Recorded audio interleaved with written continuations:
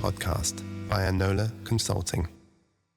Sakina, thank you.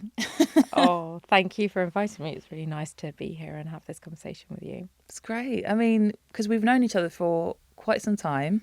Yeah. Probably near on 20 years. I was going to say, it's about that, isn't it? Yeah. Gosh. Drama school. Mm-hmm. I love the laughter that comes after the words drama school. I know. We know. We know there's something in that we're not saying, and everyone else has been to drama school and knows exactly what that laugh is. Yeah. And then, was that what brought you into this space? Was it partly going through drama school that brought you into this new way? Because now the link is going to sound really dodgy, because I'm going to say now trauma-informed coaching. But what's but so in terms of your movement from, we'll talk about what you do, because I think it's great. Actually, let's just do that now. It's amazing, because I was looking and I was like, she's done so many things, she's trained in so many things, she's incredible. And I was like, okay, how do you boil it down? And so having used trauma-informed in perinatal coaching, I think is incredible, because there's so much in terms of midwifery support that's needed for the women themselves, that's needed. So having that level of support, I think, is so vital. And also what it does to the babies as well, So all of that, mentoring women, mothers to navigate their transitions, which we were talking about before, this transitions thing, just off camera, with nurture and authenticity. And that is so you, that just nurture and authenticity. It's like, of course. Your approach is gentle, compassionate, and person-centered. I love that, because it means it's hyper-personal, and it's just so specific to that individual. Yeah. So whatever they need is like what you're going to hone in on. It's absolutely beautiful. Being a support, you help clients to navigate their unique journey, offering knowledge and tools from your training and experience, which is great. And then you are the founder of the Complexion Podcast, which I've been very privileged to be on, where you talk about getting under the skin with guests to understand what it feels being non-white. And we had that really lovely conversation, which is just great. And you also run the Woman Tree Book Club. Yes. Which is great, a community of women coming together to read a diverse range of women writers and reflect on how these voices impact their own journeys. So, I mean, I've distilled that, but there's loads more. There is, when you say it out loud, I'm like, oh, I need to maybe really think about all of these things. But actually for me, I suppose, they do have a thread. They did start with drama school. And they probably, for every actor, the journey starts with other things that they've been interested in. And for me, it was always people and their stories. From the youngest moments of my life, I can remember being really fascinated by character, personality. I was always an observer, I was watching people, and I could kind of predict in a way, what people would say, do, what their motivations were. And it really fascinated me. So going into acting, I mean, I'm quite an introverted person, but I found a love of, I like performing. And so acting gave me that lovely mix of being really interested in people, being interested in life, and having this outlet that was quite contained, as an introvert. Yeah. I could go out, do this thing on stage, and then I can just go back to my little cave, which I love. And so acting was that. And then life, we were talking about this earlier, but life brings us changes, and things changed in my life. And in ways I didn't expect. And I certainly didn't expect the changes that happened to me when I became a mother. And so actually there was a natural progression. Actually, there wasn't a natural progression. It was quite a cliff edge in some ways. There was a transition period, but there was a cliff edge in leaving acting, and acting was very much a part of what I felt was my soul work. That I'd worked all my life to be an actor. It'd been the first thing I dedicated myself to, and I'd worked since the age of 14 to get to drama school and have a professional career. So for 15 years, that was my sole kind of focus, and everything I did went back into that. So then to not be able to do that, to find myself on this other side of this journey that no one was really talking about perinatal journeys then, no one was really talking about what it means to become a mother, what what that does to shifts in identity for us as people, but also what it does to us physically. So that's what I became quite interested in, is how we change physically, psychologically, because I experienced a birth trauma that I just couldn't quite shake off. Like it was bringing up lots of other things. And so I suppose it all started in the acting, but that just transitioned as my life transitioned, and I went with it maybe a bit. And so, yeah, it became a space where coaching and acting are really closely linked, as you know. And I was doing coaching even as an actor. I was doing kind of corporate coaching and using acting skills in coaching. And when you train as an actor, you also have quite a holistic training. So you learn about your voice, you learn about your body, you learn about your breath, you learn how to release all the different things that you're holding on to. And so that was also a point of interest. So when I went into perinatal, I was still doing that. I was still going for, after I gave birth, sessions in Alexander technique. I was going to yoga classes, you know, so these were still part of my world.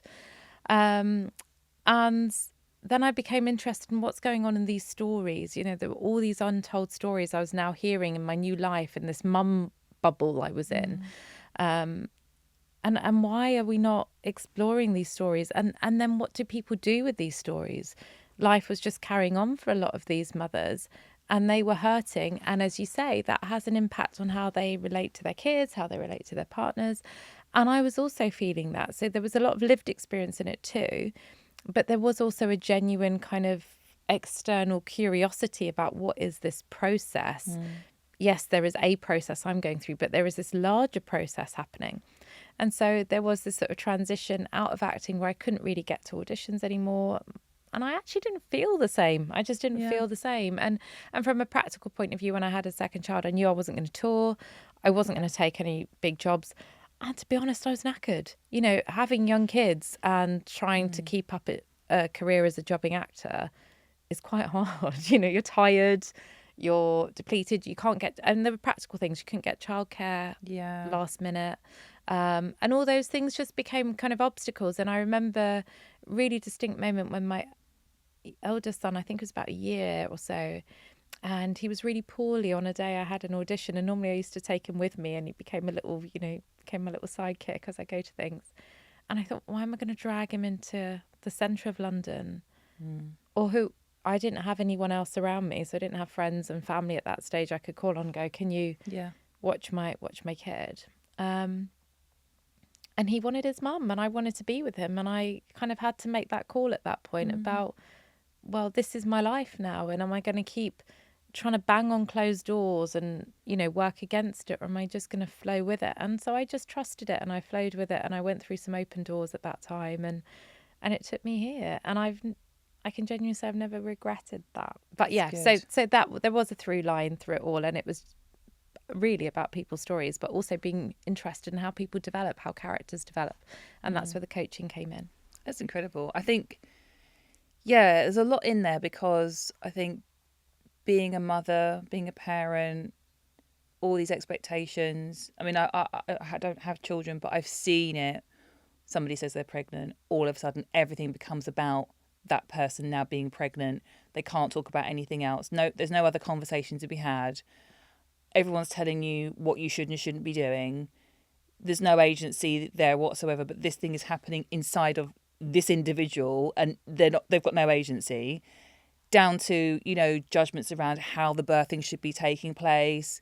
Then when it happens, you're on a clock. There's a you know, we've got to slot someone else in. So can we just get on with this natural thing that has to fit into this man-made, and I say man-made deliberately, process?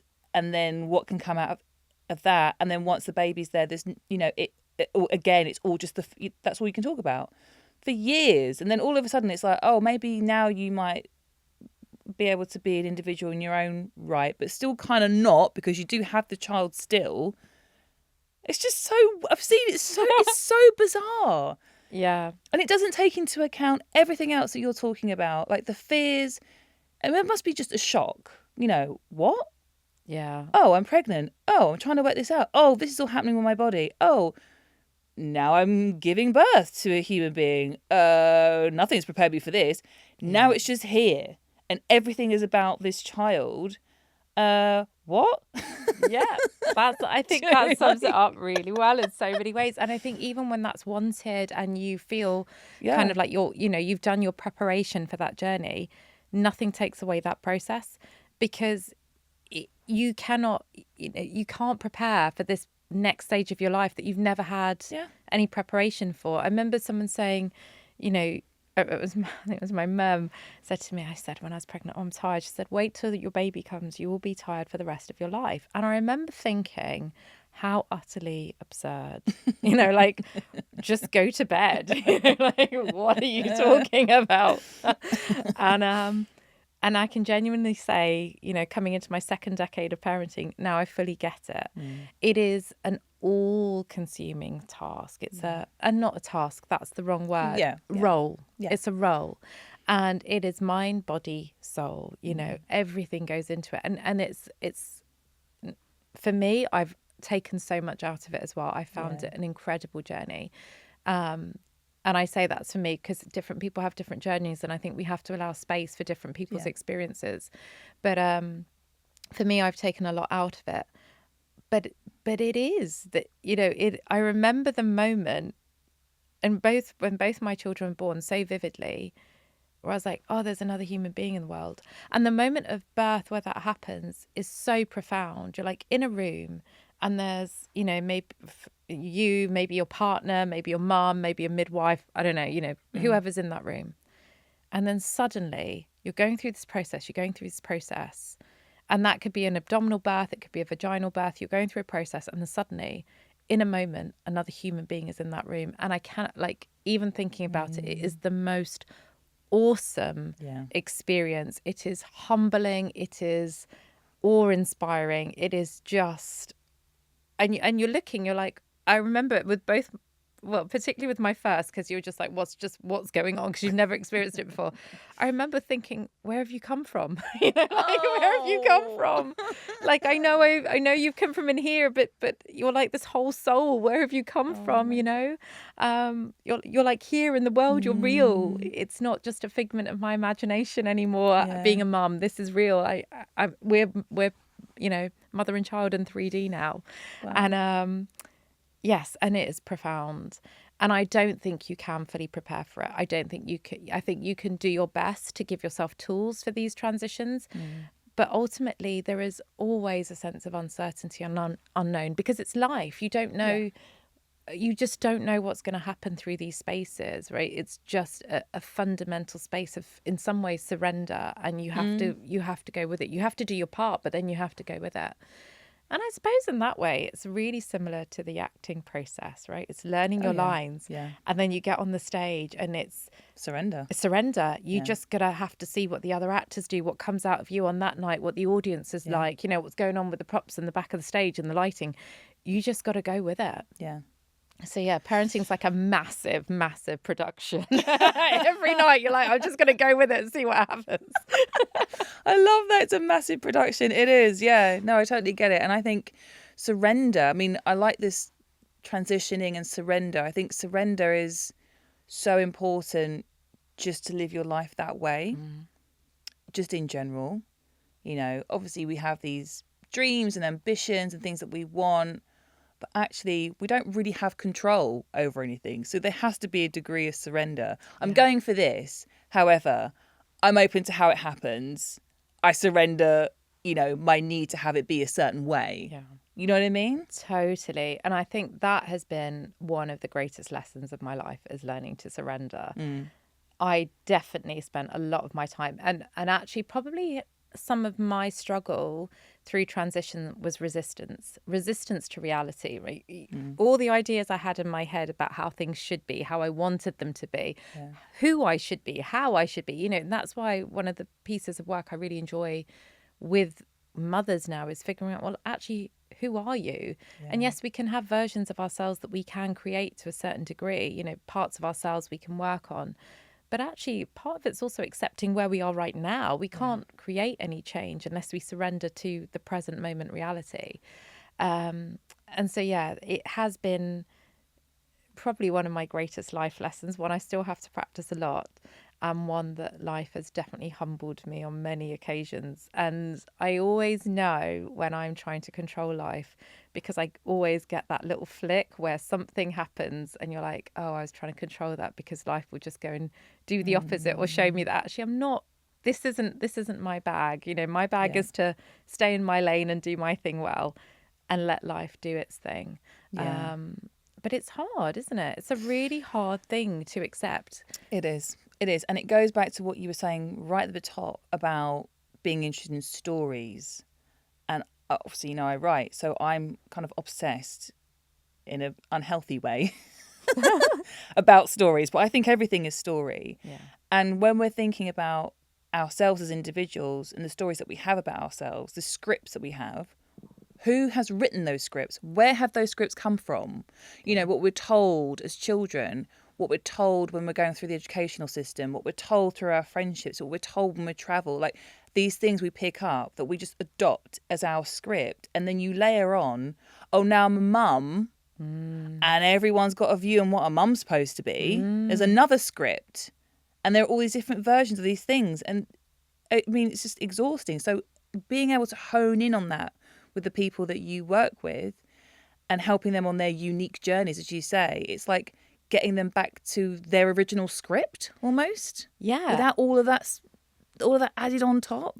Exactly that. And I think when we, you know, I often say a lot of my work is helping people claim their own story, because so often our lives are lived by the stories we've been told about ourselves.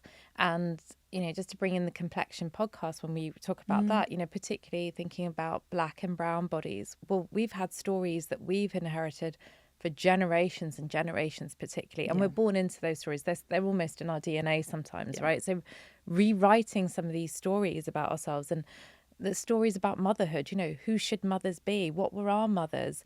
You know, all society's expectations of what the mother is. And in all of those stories, we miss the person living the story. And so, yeah, a lot of it, and the most satisfying work, is getting people to have a space actually where they can reflect on, what are these stories that I've got?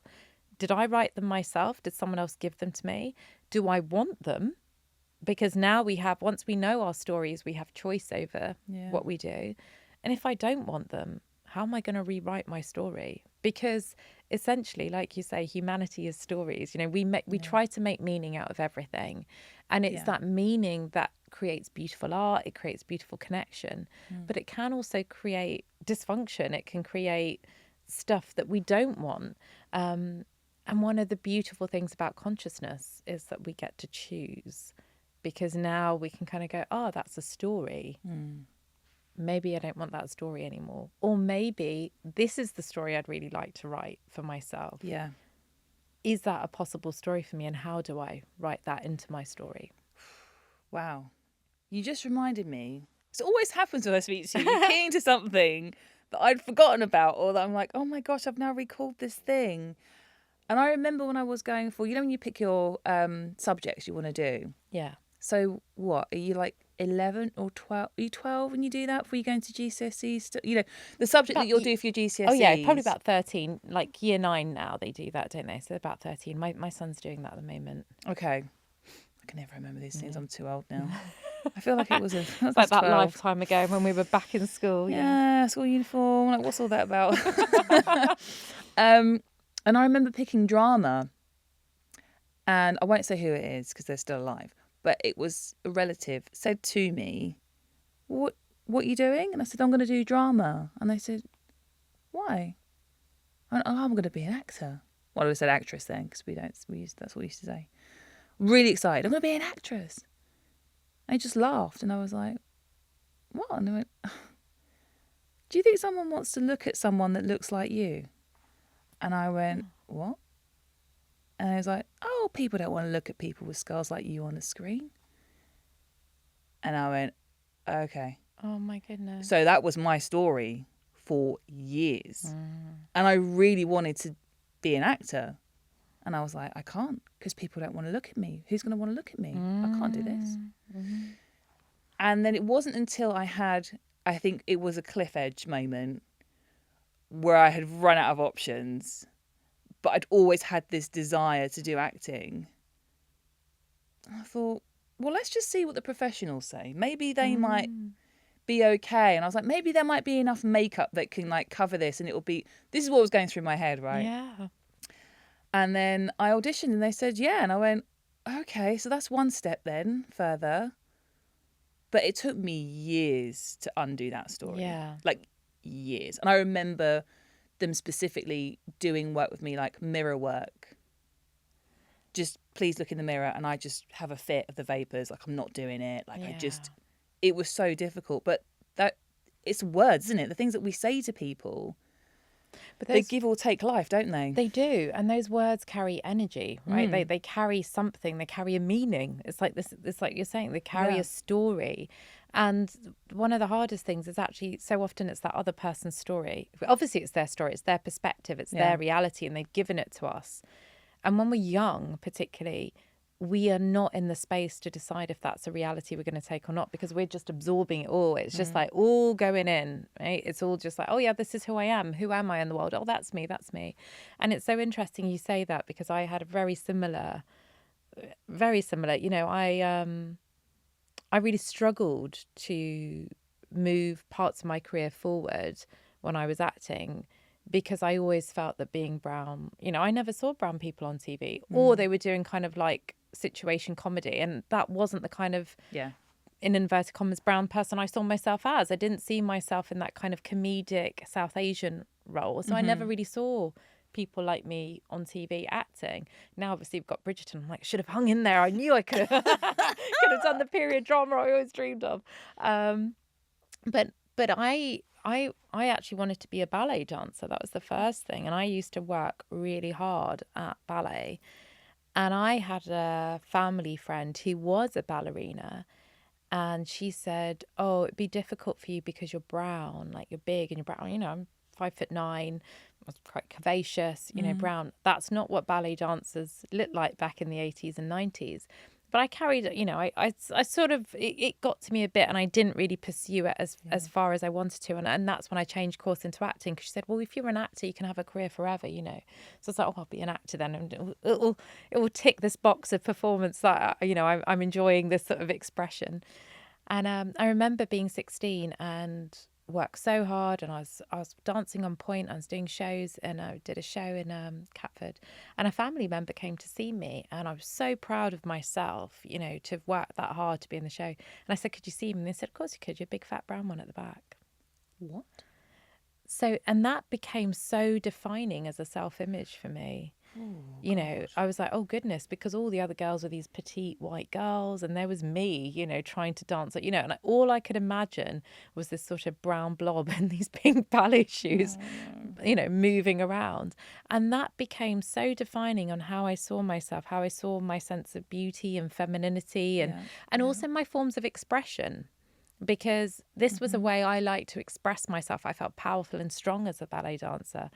But now I was like, oh, the world sees something else. That's, you know, and I couldn't hold my own story at that time. Luckily, I've been able to reclaim parts of that story, and I still dance now, and I belly dance now, you know. Do you? Yeah, I keep my feet on the ground. But I think I might try and go back and relearn some ballet again. Just, you know, a bit of a middle finger up at that. That's what I'm like. I was going to tell me say, if I can't do it, I'll probably go and try and do it again. But so I hear that story and I hear how defining it is. And actually, there are points at which we reach those moments, don't we? And it's so interesting. I suppose I always wonder about, there was that moment of curiosity in your story where you thought, oh, hang on, this is what one person said, but what would someone else say? And when we have that kind of curiosity, we can start to get a wider perspective. And when we get that wider perspective, suddenly maybe our story can change. Yeah. But it takes a long time, because those words, like you say, they're not just words in the ether that someone said to us. It's like they're kind of like almost jabs in our hearts, aren't they? Oh yeah, they don't leave. They penetrate and they stay. They wound. They wound, yeah. Yeah, they do. How did you reclaim your narrative from being that girl at the back in the ballet? I mean, it's an awful comment. When you said it, I could just feel it. I was like, oh, you know, it's just that deflation, isn't it? Just know where that sits, you know. You're just like, oh my gosh. And also, why would you say that? I don't get why people just say these things. I know they're not thinking, it's not conscious, not intentional, but it's still these passing comments of People think they're being funny and it's banter, but it's Right. actually really about them. Yeah. Because what they do in those situations, put my psychology hat on, but what people are essentially doing in those situations is they're being highly narcissistic. It's all about their story about you. They cannot connect to your story of what's just happened to you. And so, you know, as a mum, if my kids go, oh, look at this, it's a picture they've made, and I might see a squiggle on a page, I could go, oh, yeah, it's a nice squiggle, isn't it? And I could be funny and I could be trying to entertain myself and push them away a little bit. Or I can be loving and I can think about the effort that's gone into that and where they are in their life. And I can think about who is this little person who sat in their classroom today and what were they thinking when they made it and how proud they are to come back and show me.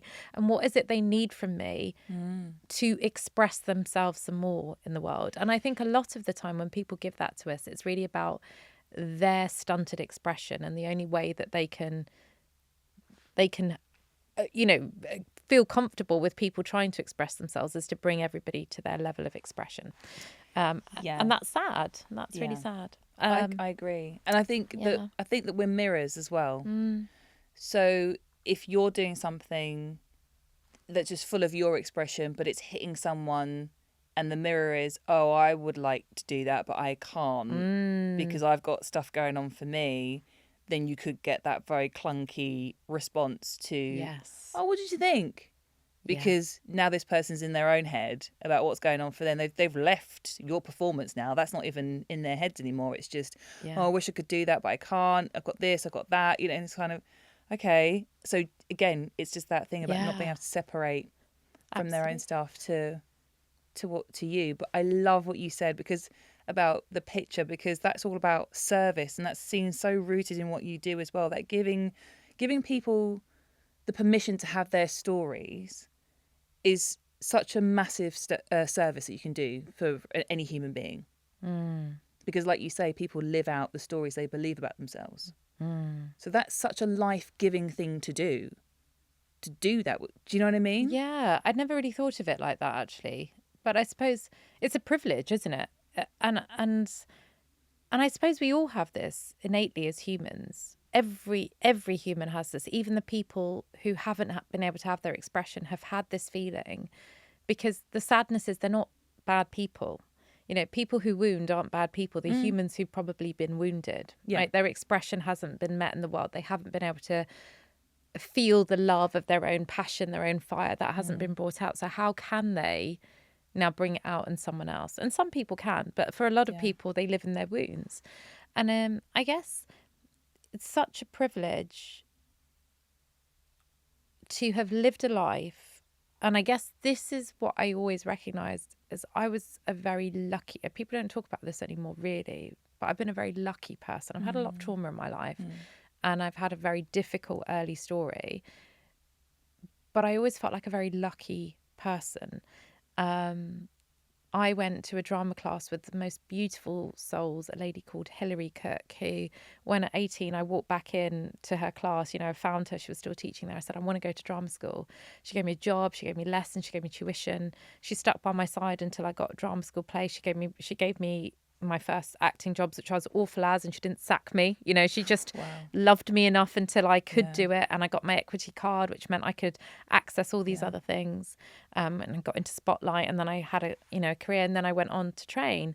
And when I went to drama school with you, I remember going on that stage, and the people who were in that school were just, again, these most life-affirming people. And I remember he said to me, and I was someone who had never been seen, who'd never been brought into existence, but when I stood on a stage, I really enjoyed that experience, because I couldn't see anyone. You can't. The thing is, you can't see an audience. That's what people think, that you're like lapping up the audience. You can't see the audience when you're on a stage. But it's lovely because it's just you, and it's like being in a room, and you get to play. And as I walked off, he said, "You shine." And no one had, and I was like, oh my goodness, Okay. And it gave me the confidence to think, oh, I can do this. So in my life, I've always met people like this who just saw this little bit in me that gave me the confidence to go for the next step. And I've had that all through my life. I have it in the work I do now. I was supported to get, my master's so I can go on to hopefully do a doctorate and continue the work I'm doing. But so I've always recognized that. And I suppose one of the things I always ask myself is, what do you do with being a lucky person? Wow. What do you do with that? Yeah. Well, it's not mine. Yeah. I don't own it. So you give it back. Yeah. Like I was given that stuff, not to hold it. Wow. To give it back. Yeah. And so when people, what did I need in the world? I needed to be seen and I need to be appreciated and loved like every human baby does, right? Like everyone needs to be brought into the world and go, that's you. This is you reflected back. This is your light. This is what you can do beautifully. And we don't all get that in our earliest moments. And some of us have to fight for that.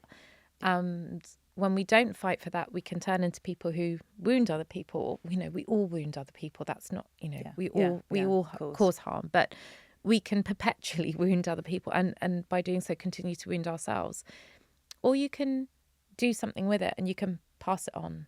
And so I found that for me, coaching was a way of these amazing gifts I felt I was given, these amazing people I was meeting, this kind of space I was given to unravel my story, to recreate my story.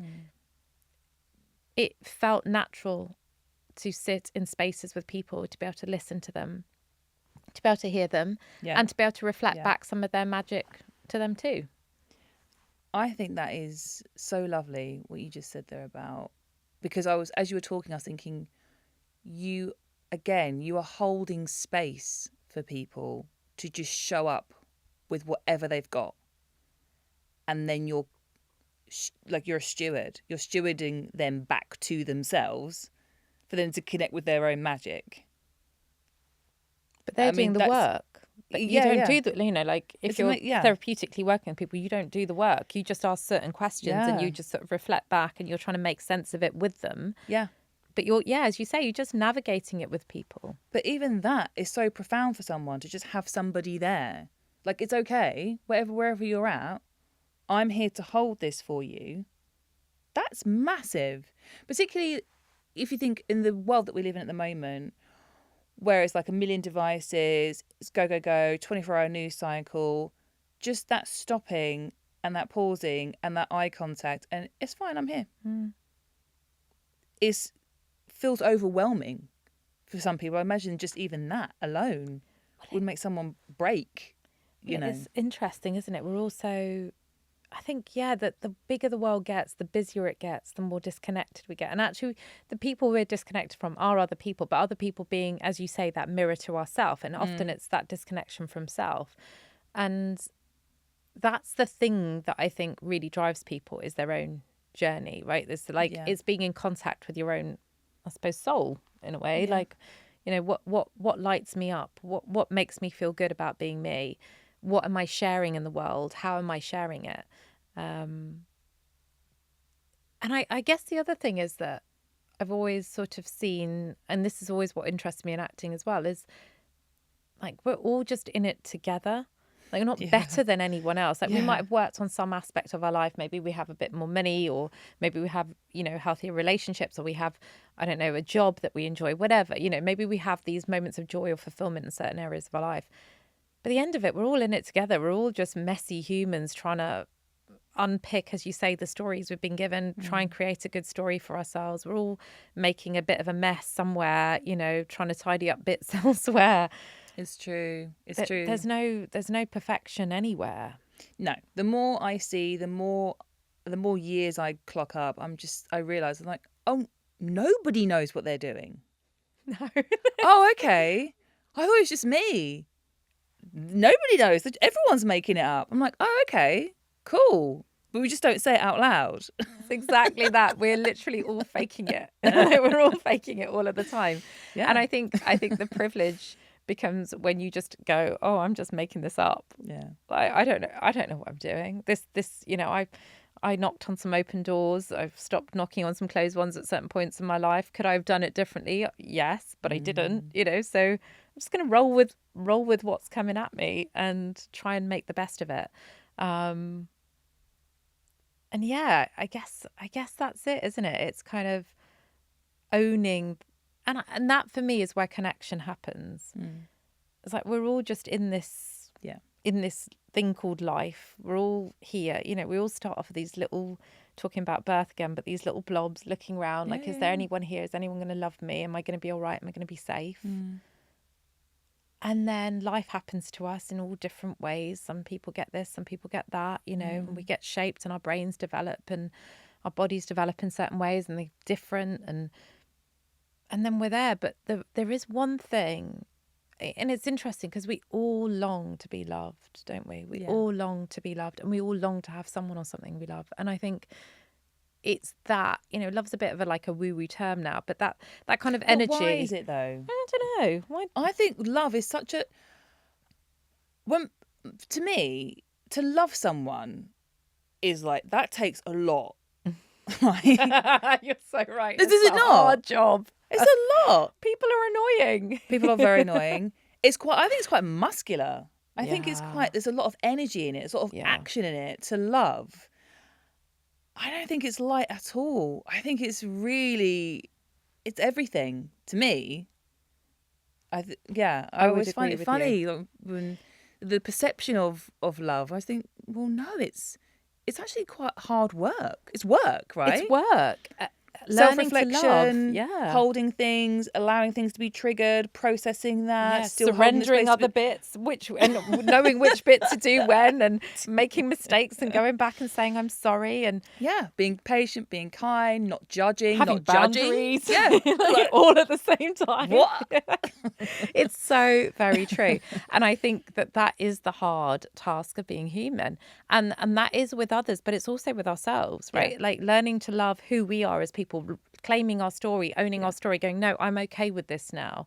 This isn't something I'm in conflict with. Integrating ourselves in that way, shedding the stuff we don't want, holding the stuff we do, rewriting the stuff that doesn't work for us. That is a life's job. And then we've got all these people and pets and things and jobs around us that need that too. And it is hard work. And I think you're right. It's muscular. It's not a woo-woo thing. There's energy that goes behind it. There's thought that goes behind it. But there's actual graft. An act of love is getting up at 6:30 to wake my son up in the morning because it matters to him. I don't have to do that. It'd be an easier job for me to not. And there's times where I'm poorly or I'm tired and I might say to him, I'm not going to do that. But it's a choice. These small things we choose all the time become our acts of love. And real love is when I think you can say, what do you need from me? And have I got the capability of giving it? And if I haven't, do I want to find the capability of giving it? So maybe that's what we're all doing all of the time. That's the work, isn't it? Yeah, that's the work. Yeah, I love that. And it goes back into the boundaries again. But that's lovely. So service, transitions, love. Really nice key themes here, giving the stories back. I love this. I guess I have 3 questions. One is, what are the biggest themes do you see that come through in the conversations that you've had in terms of what do people need? And then I'm interested to know how that links to inclusion in terms of why you think that might be important. And then I want to know what you'd give yourself advice if you were like little Sakina. What would you say? Okay. If you've got those 2, I can go through them again. No, I think they're there. I'll probably look at you with distress in my eyes, and you can prompt me if I go astray. So I think, what are the key themes? Well, I think actually, in a weird way, this idea of, let's say, love and the opposite of love being conflict is a key theme. I think people are in conflict with themselves because they haven't been able to appreciate who they are, and they haven't been appreciated, and it's very hard then to appreciate and allow others to be. So I think in all of my work, whether it be an actor or in coaching or in therapeutic work, that's something I've always seen. And I think the kind of the inclusion part of that is, one of the greatest gifts we can give people is to just let them be who they are. Yeah, and navigate ourselves around them in a way that feels safe. So that doesn't mean we have to tolerate bad things. That's where boundaries come in. But allowing people to be, allowing people to experience themselves and not become distorted versions of themselves, you know. So I think the thing about inclusion is that so often we haven't got that, right? Society is very patriarchal, is dominated by certain groups that hold power, certain groups that don't. It has a long history of war and conflict and abuse and neglect and all sorts on a human level. Like when you take it out of one-to-one relationships and you put it on like a mass humanity scale, we're doing the same thing that we do in our intimate relationships that we're doing to each other on a global scale. Gosh, yeah. And when you think about that, of course, it's not easy for us as human beings to then go, oh, we can just all be here together. You know, I can just let you be, I can be, because we haven't developed these really key skills as an entire kind of evolving race on how to do this well. So I think that when we think about the kind of work on a micro level, what we're really doing is building up a tolerance of humanity, a tolerance of self, an integration. And I think that's what really inclusion is about. There's a space at the table for every part, every person, every voice. There is a space. And when we can allow that, that's good inclusion. I don't need to be right.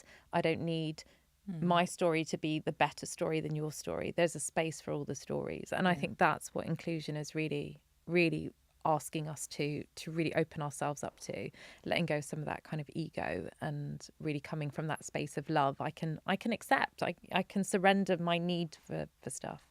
And the final bit, I'm going to test myself and see if I can remember.